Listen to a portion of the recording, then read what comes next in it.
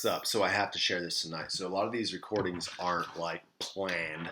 I usually go off when I feel something in my gut. And so tonight, every Monday, we have this beer and Bible in my garage, right? Great way to get guys together, go through the Word of God, and drink some beer while doing it, right? And so tonight, I'm just in this funk right now, right? Where it just seems like everything I touch isn't working out well.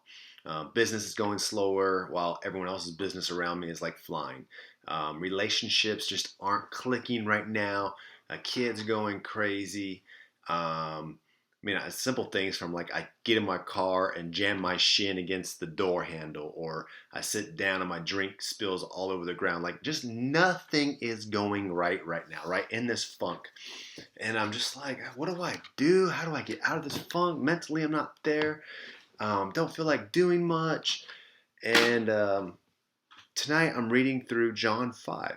In John 5, Jesus goes to Jerusalem, and there's this pool of water where all these sick people, these blind people, these lame people who are trying to get healed, because when this water stirs, they try to get in it because that's who gets healed. The first one gets healed. Anyways, there's this guy who's been waiting for 38 years, keeps on showing up to the pool, trying to get healed, but every time he tries to get in, someone steps in before him. And Jesus happens to walk by and knows this and says, hey, do you want to get healed? Like this guy's like, yeah, duh. I've been trying to get to this pool of water for 38 years and people keep on beating me to it, so I can't get healed. Yes, I want to get healed. And Jesus says, well, pick up your mat and walk. And immediately this guy's healed and he picks up his mat and walks away, right? And I started, like, I'm reading through this. I'm in this funk. I'm not really like feeling anything right now. And I started going quiet and I was like, what is there, what in this that you're trying to tell me? How do I get out of this funk? And I written in my Bible, I don't know when, 38 exclamation mark, exclamation mark. And I put, because that guy was going for 38 years, he was showing up. I'll be 39 in May. I'm like, this guy who's been sick, can't walk, wants to get healed, continue to show up for 38 years and got beat by somebody else into this pool of water for 38 years. I know if that was me and I was sick, I would have said at one point, you know what, there has to be a better way. Maybe this is just who I am. Maybe this is just what it's meant to be. Maybe I should just stop wasting my time trying to get to this water to get healed.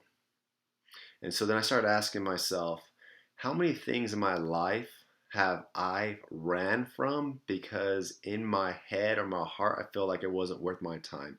Maybe I shouldn't go any further. It doesn't feel right. Because everything's going wrong and everything's not working out and nothing's clicking, maybe I should just go try something else. Right? And I ask you the same question. How many things in your life have you ran from or quit because it wasn't working out? Is it the health journey that you haven't got the results you want in 2 weeks? Is it the relationship that because no longer is it clicking that you don't think it's the right person for you, so you leave? Is it because your kids aren't listening and so you overreact and yell and scream? Things I'm all guilty of, right? And so what struck me was the times when I continued just to show up, just to show up, just to show up, just to show up, hoping to get healed, immediately things get healed. It reminds me, so I don't share this story a whole lot, but there was a time I had a pretty bad Achilles heel injury. I didn't know what was wrong with it. I love working out. I love running. I love exercising. And this Achilles heel stopped me from all activity. And so I decided to rest for 2-3 months and not do anything on it. And I rested, and about 2-3 months later, I was like, you know what, forget it. I can't do this anymore. I'm going to go for a run. I'm just going to fight through this thing. And I remember getting about 100 to 200 yards from my house, and I had to stop because it hurt so bad. And so as I'm walking, limping back to my house, this truck pulls around the corner. There's this guy who I knew who's a pastor on our block. He said, hey, what's wrong, Josh? I said, I don't know. My Achilles heel is killing me. I just can't walk. I can't run. I can't walk. I don't know what the deal is. He goes, let me pray for you. And I said, I wasn't going to say no because I didn't want to be that guy. I grew up in the church, prayer works. But be honest with you, I didn't think nothing of this.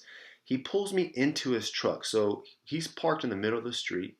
I'm halfway hanging in through his driver's side window, and he starts praying for me. And to be honest with you, all I can think about and all I remember is thinking, this has to look weird. Me hanging halfway through this guy's truck with my feet dangling from the ground as he's praying over me, thinking, just hurry up, finish your prayer, get me out. And I promise you, I get down, I go back in my house, thank him for it. Next day I wake up, my Achilles heel is healed. And if I learned anything from that day is the power of prayer and how immediately healing can come. Just like this guy, he continued to show up, he continued to push through, he continued to have hope. And the minute Jesus shows up, he says, pick up your mat and walk.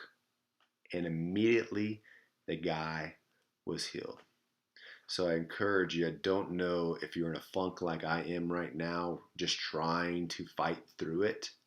Just keep fighting, keep going, continue to show up, continue doing the things that got you where you're at right now. Maybe you got to make some adjustments. Maybe you got to change a few things in the way you think or the way you do things throughout the day.